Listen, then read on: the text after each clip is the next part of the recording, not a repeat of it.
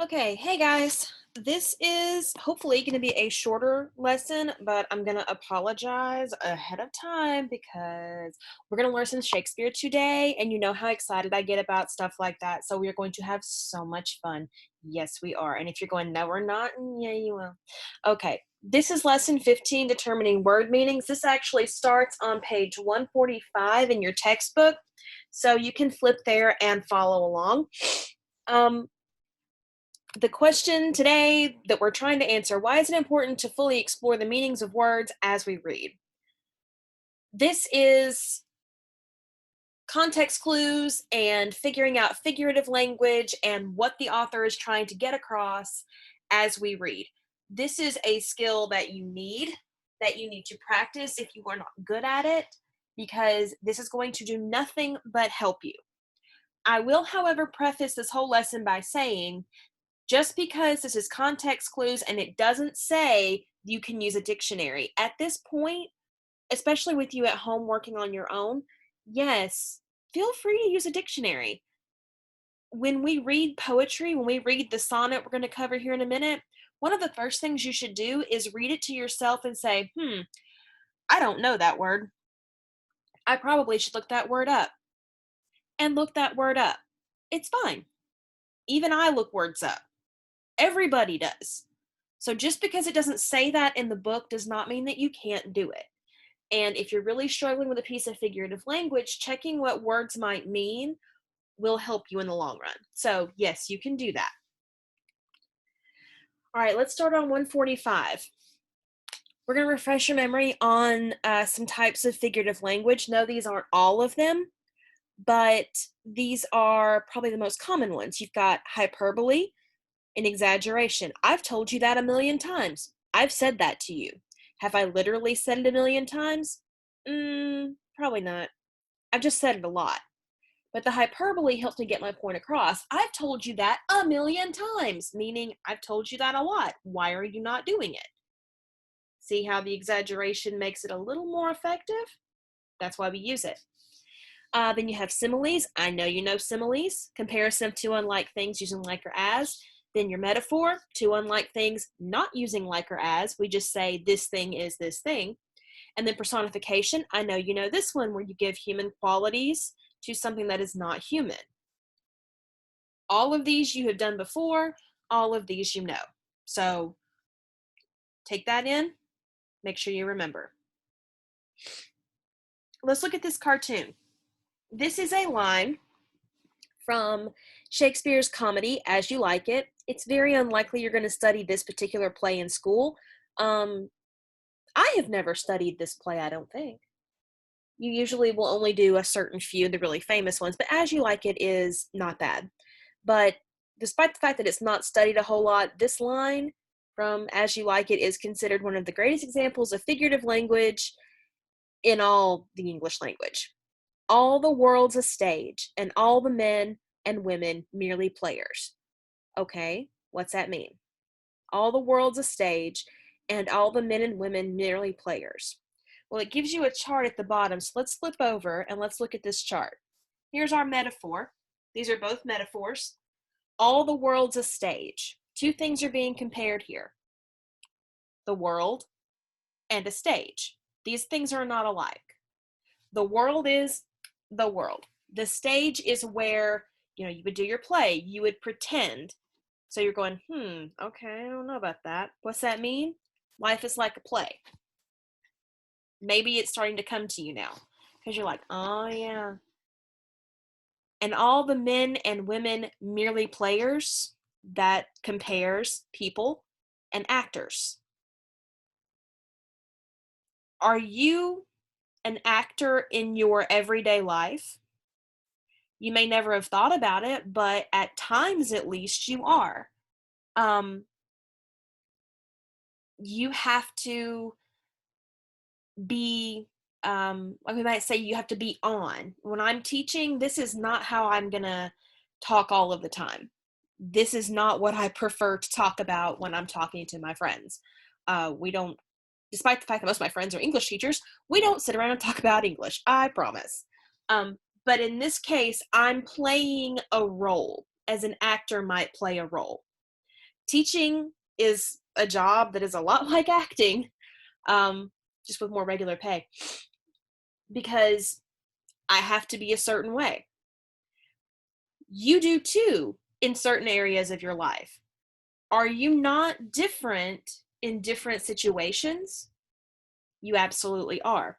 So what we're saying here is that in life, we have roles to play. Sometimes you're a child to your parents, or a grandchild to your grandparents.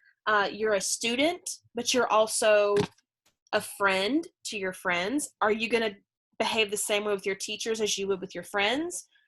No, you shouldn't. That would be two different roles. So you have a lot of roles to play, and as you get older, you will get more roles to play.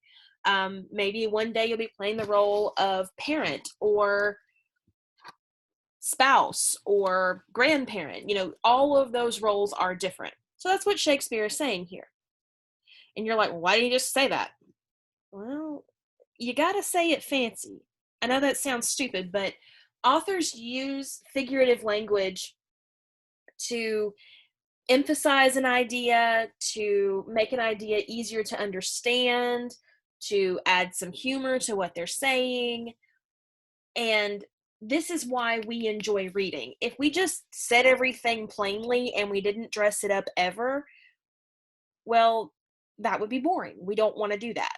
So we use that figurative language to do that. That does mean that sometimes you have to figure out what that author is trying to say. But one thing that I can tell you is the more you read, the more you experience. I told you this a couple weeks ago. The more you read, the more you experience in life, the easier things like this get because you know more things.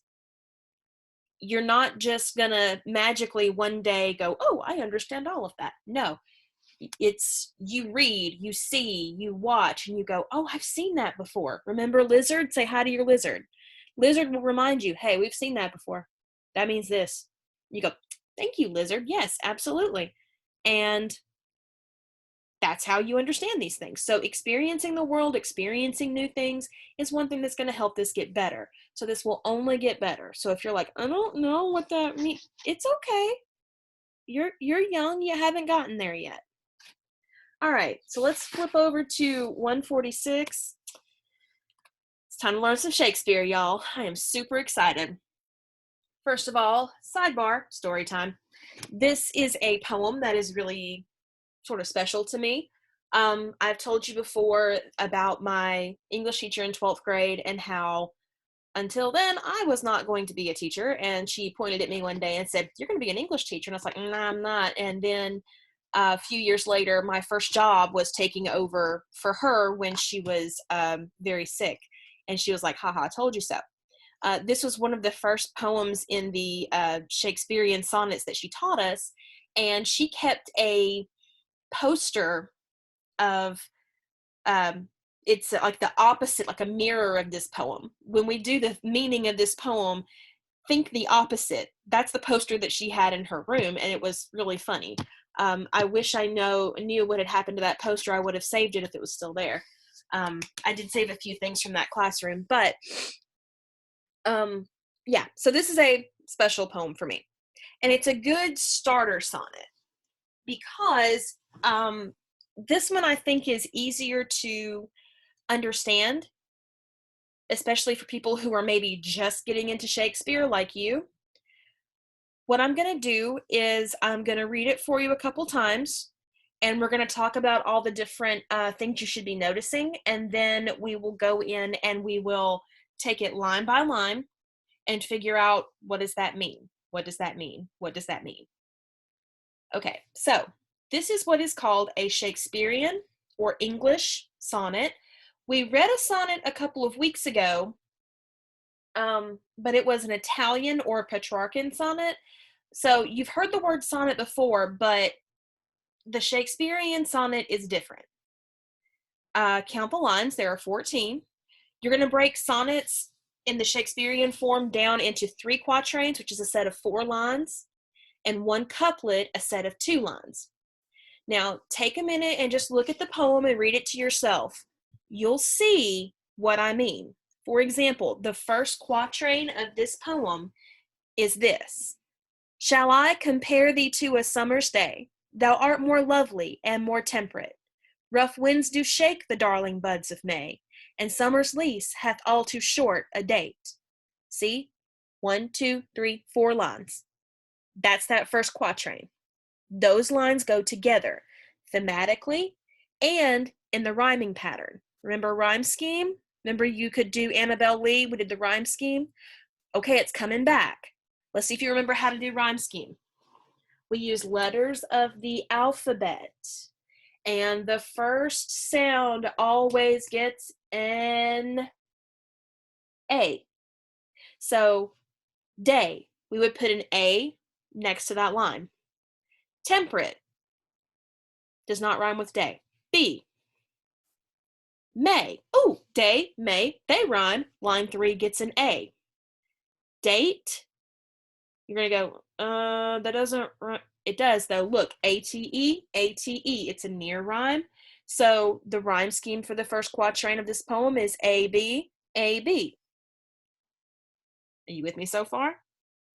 If you need to pause and figure that out, do that now. Okay. So you can hear that pattern as we work through. I'll read the whole poem to you at this point.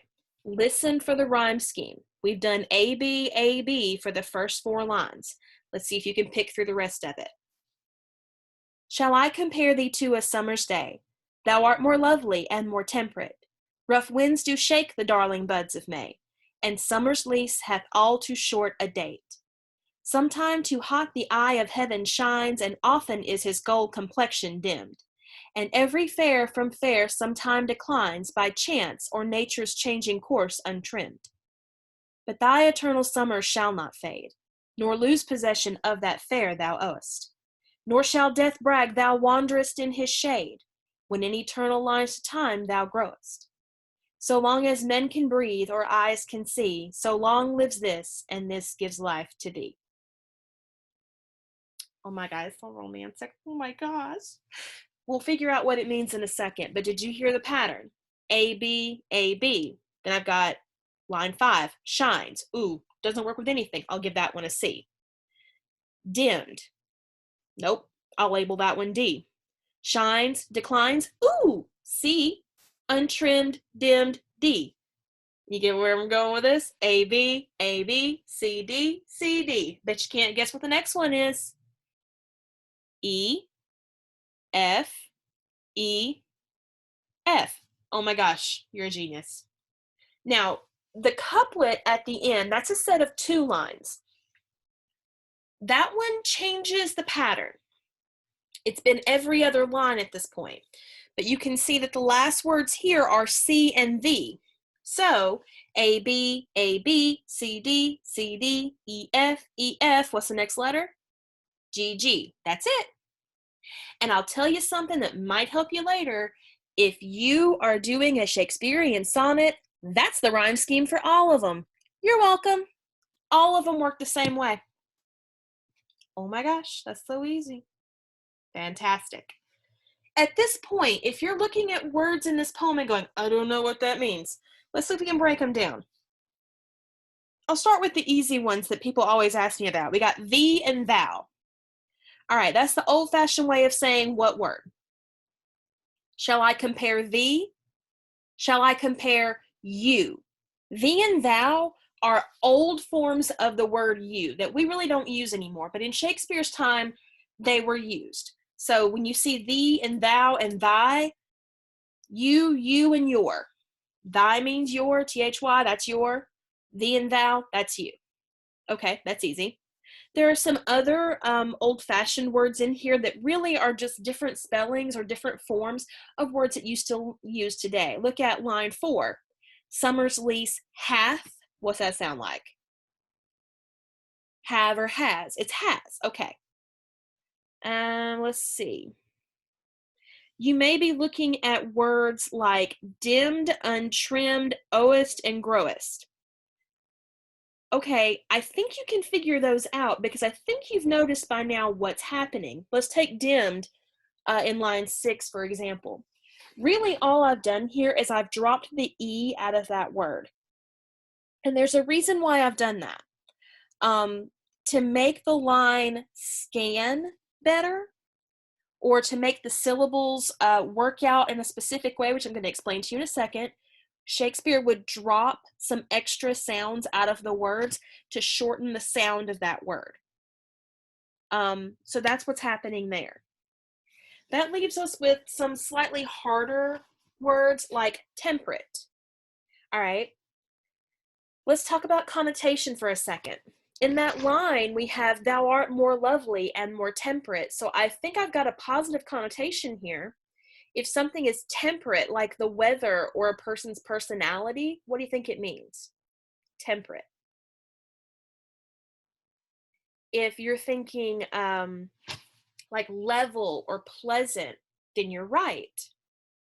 Now, you may go, summer is not pleasant. You got to remember you're in England, okay? You're in England a long time ago before global warming. It was temperate. What we think of as a pretty spring day is their summer most of the time, in this time period anyway. You gotta talk to like Miss Henson about stuff like that, but she can tell you about it. Maybe also Mr. L. I don't know. But point is, in summer, it's temperate, it's pretty, it's lovely, it's a nice day, it's nice and level. Lease. Maybe you're going, I don't know what that means. You can lease an apartment. You can lease a car. Do you own them? Nope. You're renting. So it's like a set term. Usually when you get an apartment, like when you first move in, your lease is 1 year. That means at the end of that year, you either got to choose, are you going to renew the lease for another year and stay there, or are you going to move out? But you're bound to live in that place for that year. So lease is like a set term of time. Complexion, you should know complexion. You have one. It's like the color and health, like the glow in your skin. All right. Let's see. Declines. I think you know declines. That means go down. Eternal. Hello, important word. Eternal means yell it. Yep, forever. And I think that's it. I think that's everything that you would be wondering about. But again, could you have taken a dictionary and looked this up? Yeah. Now, I will say the words where you're dropping the letter out, if you put those in a dictionary, the dictionary's going to go, I don't know. But if you were like, say, Google it or whatever, it would bring you back the result that I was telling you. It's just that we've shortened the sound of that word. That might be the hardest part of Shakespeare for people to understand, this number of syllables and the way they work together. I know it was for me. So I'm going to go over to the next slide. I'm going to try to explain this to you. So if you need to pause for a second and get your wits about you before you start the hard part, feel free to do that.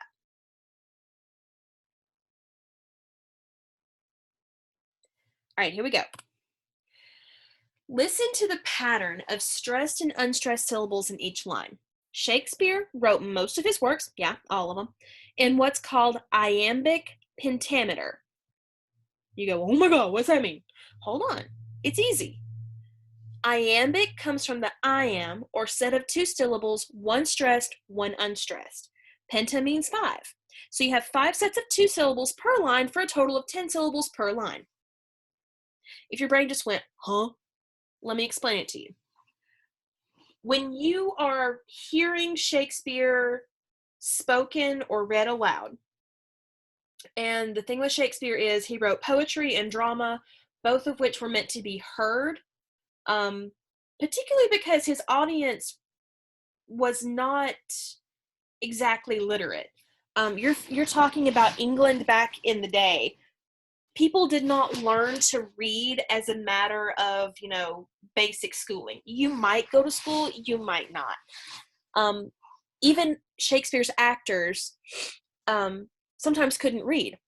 So he would have a script, but what good's a script if you can't read? You're not going to be able to learn your lines that way.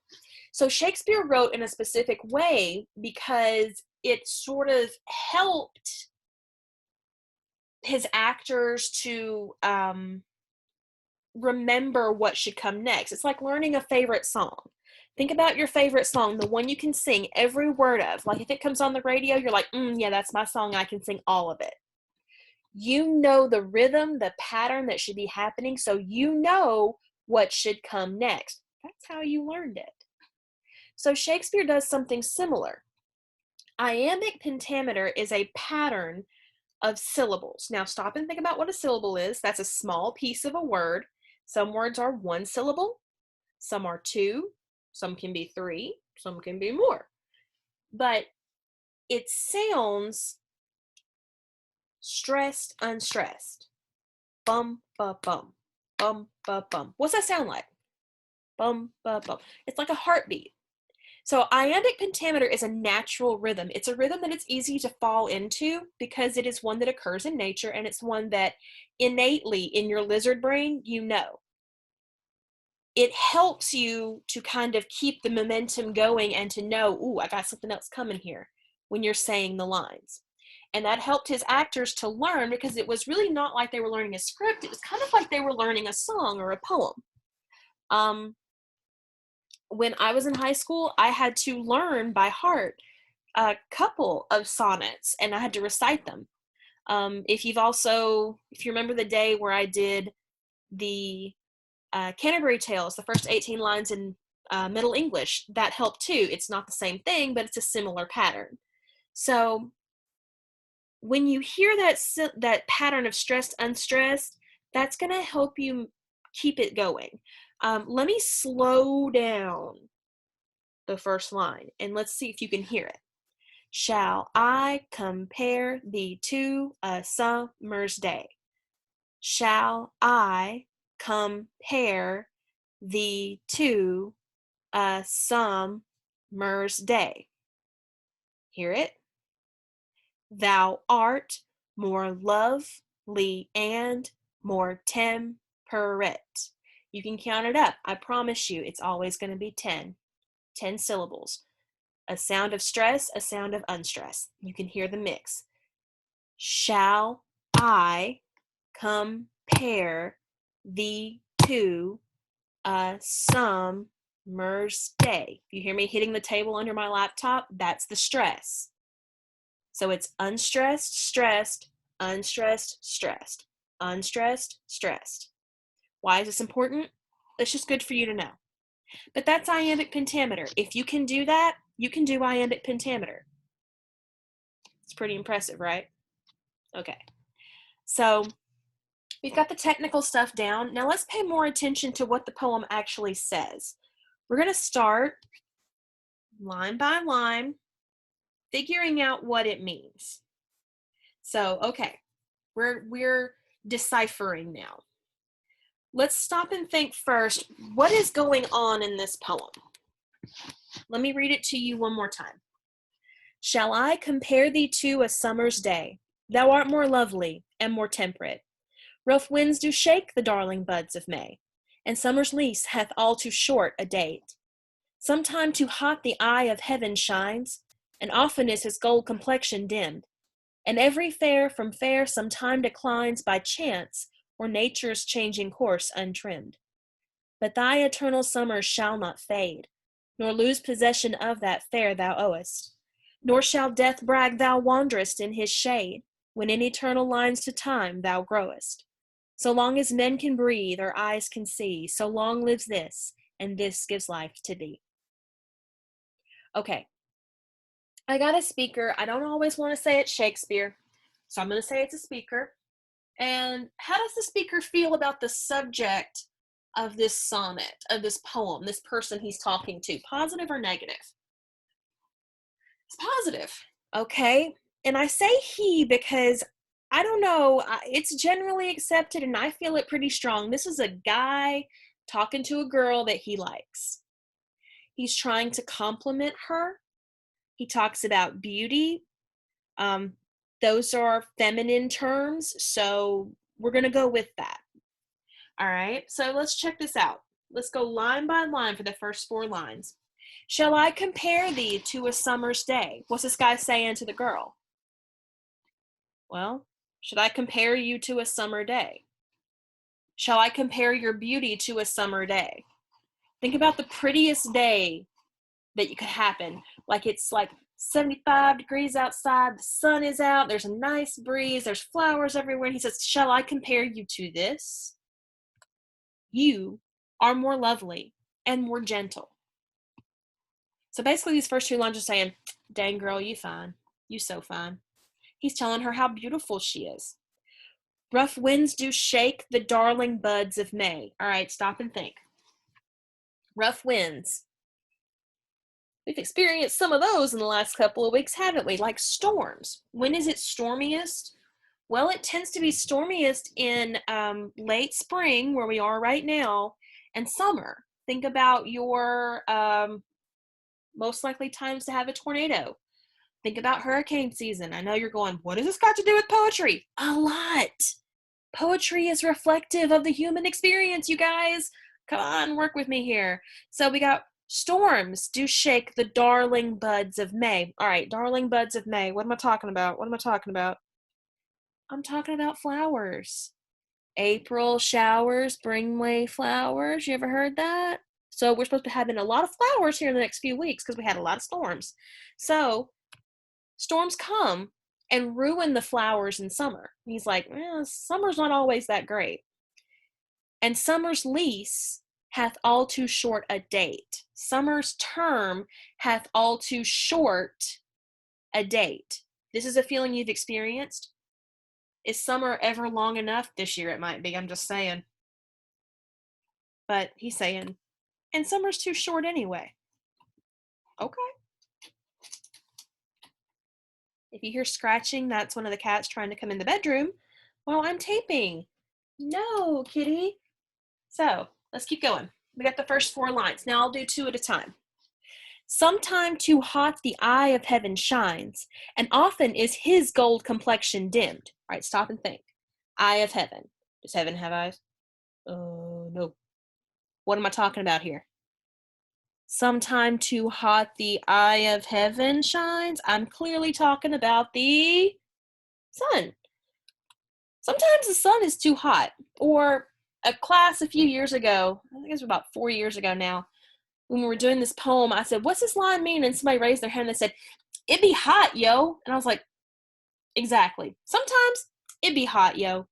Or the sun is hidden by the clouds. These are not ideal conditions.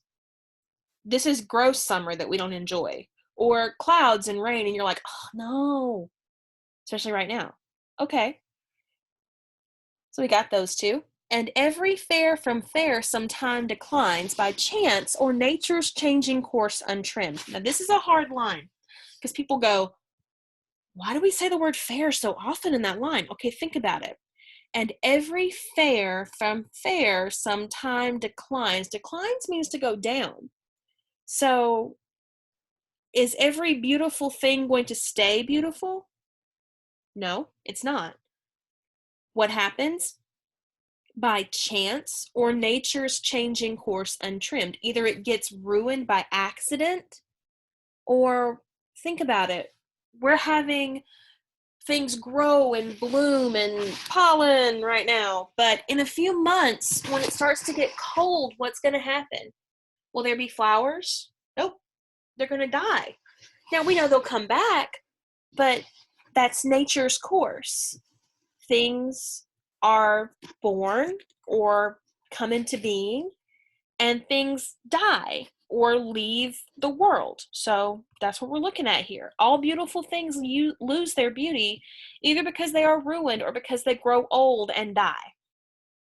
Now we'll talk about Shakespeare's firm ignorance of beauty in old age for now, because there are other poems that address that.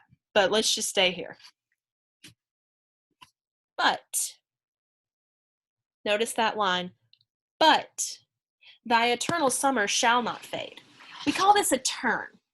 And in the Shakespearean sonnets, in that last quatrain, in line 9, there's usually going to be a turn, a shift in thinking.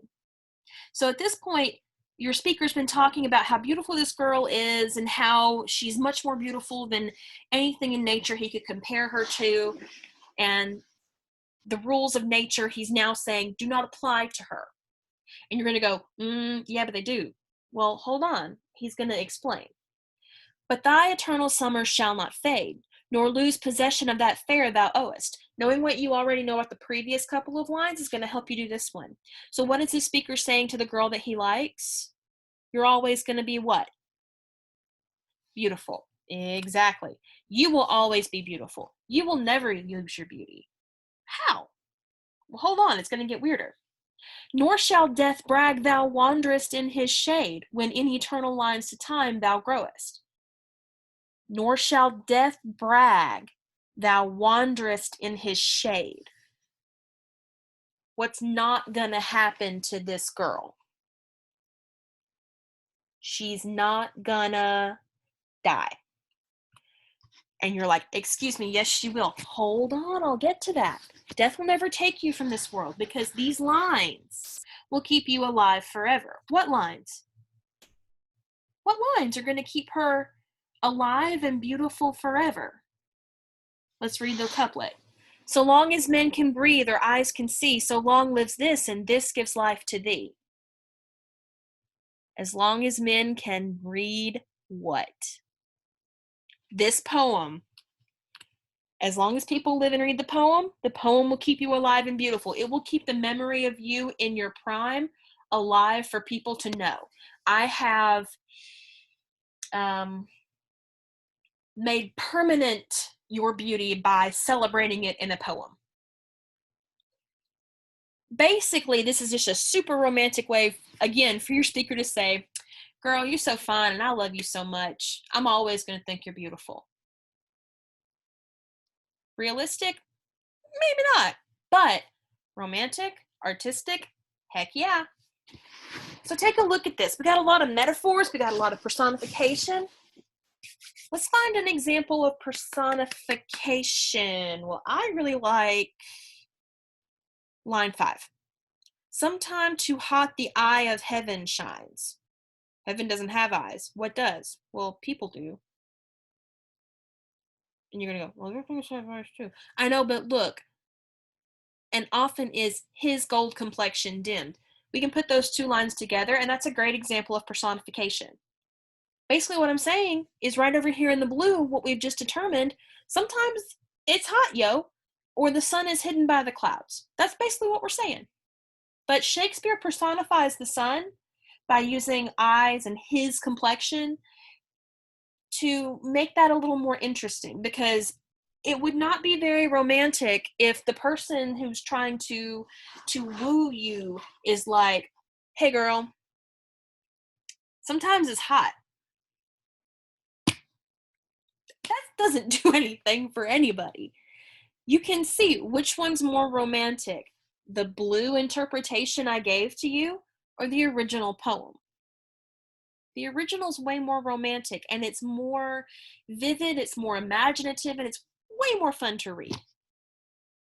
So that's why we do this.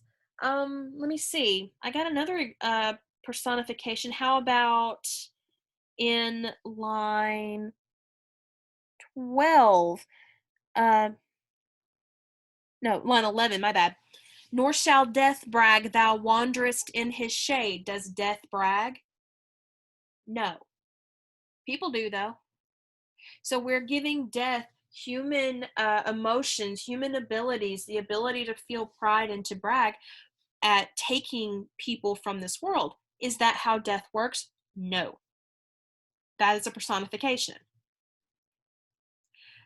How well do you think you understand this right now? If you need to pause, completely understandable. But if you're going, yeah, I get it. Congratulations, you can Shakespeare. Other poems, other sonnets, I told you they're written the same way, will deal with other stages of life. This one deals with youth. There's several others that deal with youth and beauty. There are some that deal with growing older and facing death. And Shakespeare's sonnets cover all of the human experience, which is one of the reasons why we still teach them. So take a minute, be proud of yourself. You just did some Shakespeare. Nice, right? All right, let's move on. Let's do 147. Short poem. Yay! The Seed Shop. Take a minute and read it.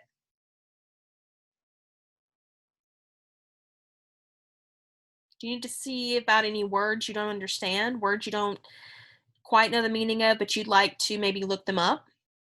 If so, take a minute. Or we can do it together. How about the word forlorn? Forlorn as ashes. That is a simile, by the way. Yes, the seeds are as forlorn as ashes. All right, stop and think. Connotation wise, is that positive or negative? That's going to be negative. Okay, if you're forlorn, what does that mean? Anybody looking it up?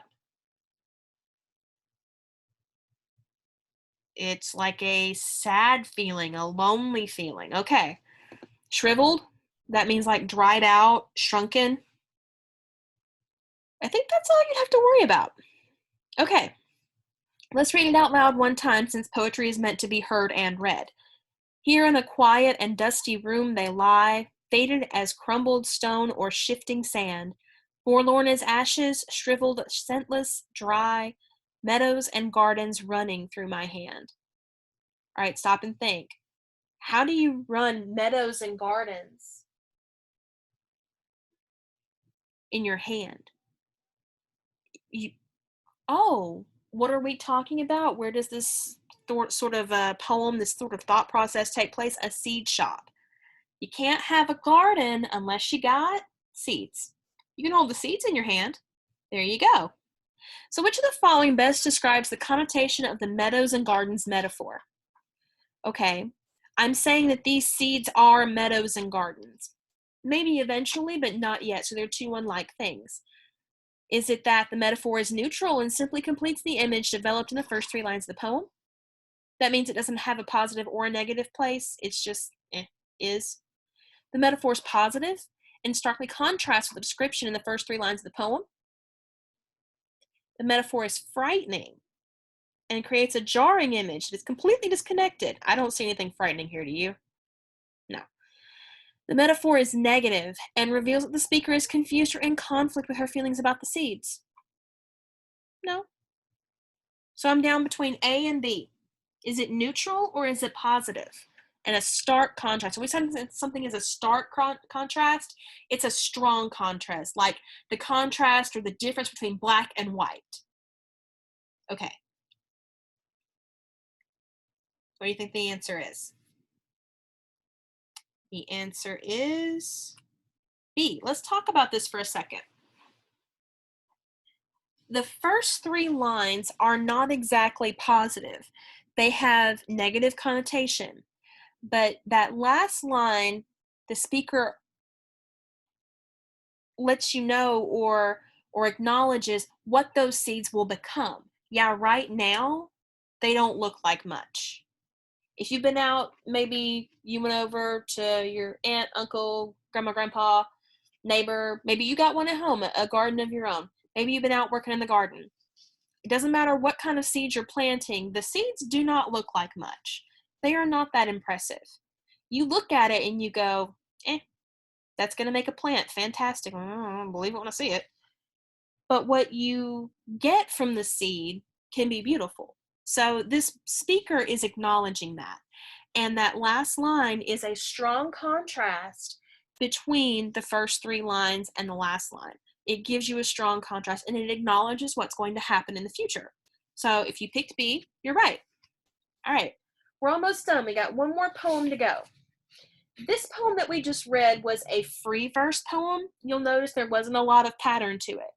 We just did the sonnet, which has lots of rules, even how many syllables in a line. And then this poem, no rules. Poetry's like that. It depends on the form. So this one was free verse. The next one is another free verse poem. It's a lyric poem, kind of like Hope is a Thing with Feathers. Remember that one? That one was a lyric poem too. This one on page 148 is called A Winter Twilight. So I'll read this one to you. I'm not going to put it up on the slide. You can read it by yourself on the page. You can just follow along with me. A silence slipping around like death, yet chased by a whisper, a sigh, a breath. One group of trees lean naked and cold, inking their crests against a sky green gold. Hey, look, notice how in line 5 I dropped the A off of against? to change the sound of that word, similar to what we just did in the sonnet. So we have lots of tricks that we can use to make that line sort of scan or sound better. All right, here we go. Second stanza. One path that knows where the cornflowers were, lonely, apart, unyielding, one fir, and over it softly leaning down, one star that I loved ere the fields went brown. All right.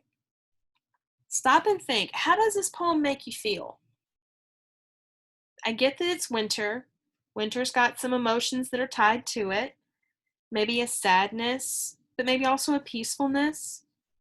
Like there's nothing quite like the absolute silence that you can hear if you go outside after it has snowed. Have you ever noticed that? I know we live in Mississippi and it doesn't snow that much, but if it ever snows again, like a lot of snow, like we got a couple years, what, 5 years ago, something like that. And it was the first year I was here. It snowed and we were out of school for a really long time. Remember that? Okay. Had you gone outside at that time, the sounds would have been different. It's like the snow dampens the sound, so it's like a silence that you've never heard before. Try it sometime. Anyway, so we've got like maybe a sense of loss because things have died. Winter is about death. We know that there's a rebirth coming with spring, but winter in the scheme of things, in the scheme of life, represents death. So, okay, let's take this first question. What do the words inking their crests describe as they are used in the poem? Now, you may go, I do not know what crest means. You can look it up if you want to. Give me a second. I'll tell you a definition. If I just Google this word, let's see what it says. I'm going to put it in there. Crest. All right. The first definition that pops up is a plant of the cabbage family, typically having small white flowers and pungent leaves. Some are edible and are eaten raw as salad. And you're going to go, inking their salad? Okay, clearly this would be a point where we might need to keep looking at other definitions. Prime example of how to use definitions. Guys, the first definition is not always the one you want. Okay. But let's maybe try some context clues. Let's look at the word inking. All right, I have ink. I'm drawing with ink. I'm marking with ink. What's happening? It's like a darkness against white, probably. Okay, so would we be saying dark clouds at sunset? The trees? One group of trees lean, naked and cold, inking their crests against a sky green gold. All right, so the trees are inking their crests. What do you think I should be using here? What do you think the answer is? Against a sky green gold, what would I be seeing up against the sky? Shadows? No, shadows aren't in the sky. I'd probably be seeing D, the bare black branches. Think of the contrast that you would be seeing. When the branches are bare and you have that sort of gray, green at twilight, there's a strong contrast. It looks like a drawing with ink on paper. Okay, well, that's what we're getting at here. All right, let's do number 2. Which phrase helps the reader understand that meaning? What do you think? Probably B, where we talked about the trees. That might have been where you went, yes, I understand. All right, we got one more. In the second stanza, the speaker personifies a star. Let's stop here and go back to the second stanza. One path that knows where the cornflowers were, lonely, apart, unyielding, one fir, and over it softly leaning down, one star that I loved ere the fields went brown. A star that I loved. All right, leaning down, softly leaning down. Describe who the speaker compares the star to. Then describe how this personification influences the mood of the poem. Now, mood is about you. Mood is that feeling that you're feeling, okay? Use two details from the poem in your response. So let's see what we got. Here's a sample. All right. Softly leaning down one star. The star is softly leaning down. Okay, think about it. Is that positive connotation or negative connotation? Softly leaning down. Softly is always going to be positive. Okay, so we might say the star is personified as softly leaning down, which gives the impression that the speaker compares it to someone who was protective and loving. Maybe a parent, maybe a friend. I don't know. This gives the poem a sense of peacefulness, but also of loss, as it seems the person is no longer around. We have words like death, whisper, sigh in the first stanza that sort of allude to the fact that this person is gone. Also, we talk about winter representing in the cycle of life death. So that's kind of the mood that it's giving us here. All right. Now, you know that we do all this practice so that you can do the independent practice all by yourself. This is going to start on 150, and this is it's a pretty long poem. It's called The Lighthouse by Henry Wadsworth Longfellow. So I'm going to tell you now, you should try to find a recording of someone reading this. That will make things a lot easier on you because, again, poetry was meant to be heard, not just read. You got a lot of stuff happening here. Think about a lighthouse. All right. You've got some allusions here where we're going to allude to stories that happen outside of the current text. I'm going to give you a hint. If you look at line 49, a new Prometheus. Hey, you know who that is. Prometheus, what'd he do? He's the one that made the gods mad because he stole fire and gave it to people. And his stupid brother, Epimetheus, is the one that was married to, Shadowbox, Pandora. You know this. Look, your illusions are getting better because you've read so many things. That's great. Okay, and this comes with, it's really 4 questions, but it's an A and a B on one. And that is something that you can turn in on Canvas. You can either type your answers in the text box, or you can do a Word document, but it's only 4 questions and there's no writing this time, so I wouldn't mess with a Word document if I were you. It's up to you, but I'm just saying. You've also got a couple of choices as to your extra work. You can do I Ready, or you can do another poem. It's called Blizzard. It's on Canvas. Something new this week. You've got a language handbook sheet. This was 241 and 242. This one is Jaren's, and I will tell you that I put a PowerPoint on there. I didn't make this PowerPoint, it's somebody else's. But I put a PowerPoint on there to help you.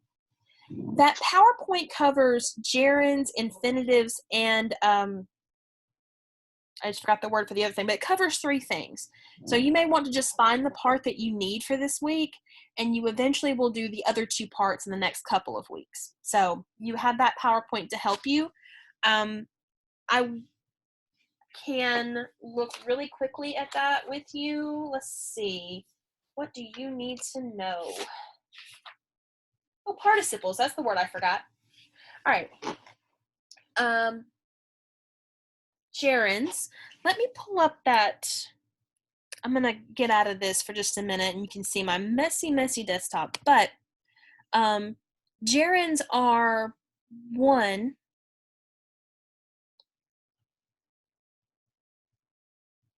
of what we call a verbal.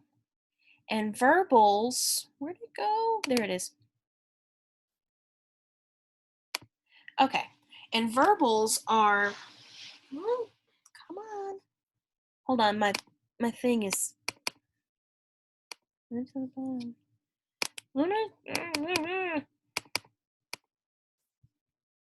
don't know what's happening here. This thing is not, hold on, just hang on a sec.